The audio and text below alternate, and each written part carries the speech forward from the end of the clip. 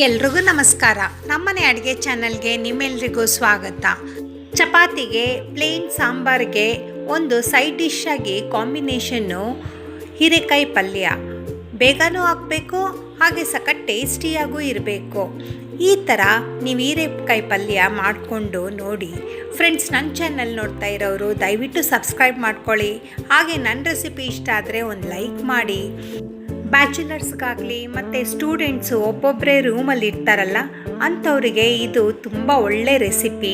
ಮತ್ತು ಕೆಲ್ಸಕ್ಕೆ ಹೋಗೋರು ತುಂಬ ಬೇಗ ಆಗಬೇಕು, ಚಪಾತಿಗೂ ಒಳ್ಳೆ ಕಾಂಬಿನೇಷನ್ ಆಗಿರಬೇಕು ಮತ್ತು ಹೆಲ್ತಿಯಾಗೂ ಇರಬೇಕು ಅಂತ ಇರೋರಿಗೆ ಈ ರೆಸಿಪಿ ಹೇಗೆ ಮಾಡೋದು ಅಂತ ನೋಡೋಣ.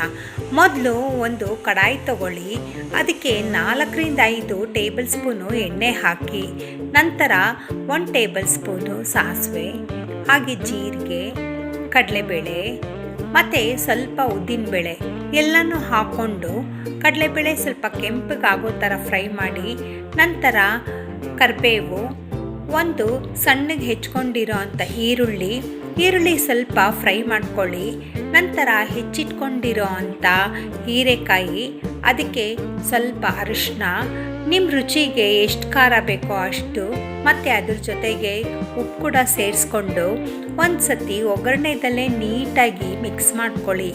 ಇದಕ್ಕೆ ನೀರು ಜಾಸ್ತಿ ಬೇಕಾಗಲ್ಲ ಮತ್ತು ಇದು ಒಗ್ಗರಣೆದಲ್ಲೇ ಬೇಯಬೇಕು. ನಂತರ ಒಂದು ಟೊಮೆಟೊ ಮೀಡಿಯಮ್ ಸೈಜಲ್ಲಿ ಇರೋದನ್ನು ಕಟ್ ಮಾಡಿಕೊಂಡು ಅದನ್ನು ಸಹ ಹಾಕಿ ನೀಟಾಗಿ ಮಿಕ್ಸ್ ಮಾಡಿ. ಹೀರೆಕಾಯಲ್ಲಿ ನೀರಿನಂಶ ಇರೋದ್ರಿಂದ ಮತ್ತು ತುಂಬ ಬೇಗ ಬೇಯೋದ್ರಿಂದ ಜಾಸ್ತಿ ಟೈಮ್ ತೊಗೊಳ್ಳಲ್ಲ. ಸೊ ಅದಕ್ಕೊಂದು ಲಿಡ್ ಮುಚ್ಚಿಟ್ಟು ಸ್ಲೋ ಫ್ಲೇಮಲ್ಲಿ 10 ನಿಮಿಷ ಬೇಯಿಸಿ. ನೋಡಿ, ಅದರಲ್ಲೇ ನೀರು ಬಿಟ್ಕೊಳ್ಳುತ್ತೆ, ನೀವು ಎಕ್ಸ್ಟ್ರಾ ನೀರು ಹಾಕೋ ಅವಶ್ಯಕತೆ ಇರಲ್ಲ. ನಂತರ ಇಲ್ಲಿ ನೋಡಿ ಸಾಫ್ಟಾಗಿ ಬೆಂದಿರಬೇಕು. ನೀರಿನ ಅವಶ್ಯಕತೆ ಇದ್ದರೆ ಮಾತ್ರ ಹಾಕಿ, ಇಲ್ಲ ಅಂದರೆ ಬೇಡ. ಎಲ್ಲ ಆದಮೇಲೆ ಸಣ್ಣದಾಗಿ ಹೆಚ್ಕೊಂಡಿರೋ ಅಂಥ ಕೊತ್ತಂಬರಿ ಸೊಪ್ಪು, ಹಾಗೆ ಸ್ವಲ್ಪ ಕಾಯಿ ತುರಿ ಹಾಕಿ. ಪಲ್ಯಗಳಿಗೆ ಕಾಯಿ ತುರಿ ಸ್ವಲ್ಪ ಧಾರಾಳವಾಗಿ ಹಾಕಿದ್ರೆ ರುಚಿ ಚೆನ್ನಾಗಿ ಬರುತ್ತೆ. ಹಾಗೆ ನನ್ನ ಚಾನಲ್ ನೋಡ್ತಾ ಇರೋರು ದಯವಿಟ್ಟು ಸಬ್ಸ್ಕ್ರೈಬ್ ಮಾಡ್ಕೊಳ್ಳಿ. ಹಾಗೆ ನನ್ನ ರೆಸಿಪಿ ಇಷ್ಟ ಆದರೆ ಒಂದು ಲೈಕ್ ಮಾಡಿ. ಈ ಕಾಂಬಿನೇಷನ್ನು ನಾನು ಚಪಾತಿಗೆ ಮಾಡ್ಕೊಂಡಿದ್ದೀನಿ. ನಿಮಗೆ ಯಾವುದಕ್ಕೆ ಕಾಂಬಿನೇಷನ್ ಚೆನ್ನಾಗಿರುತ್ತೆ ಕಮೆಂಟ್ ಮಾಡಿ. Thank you.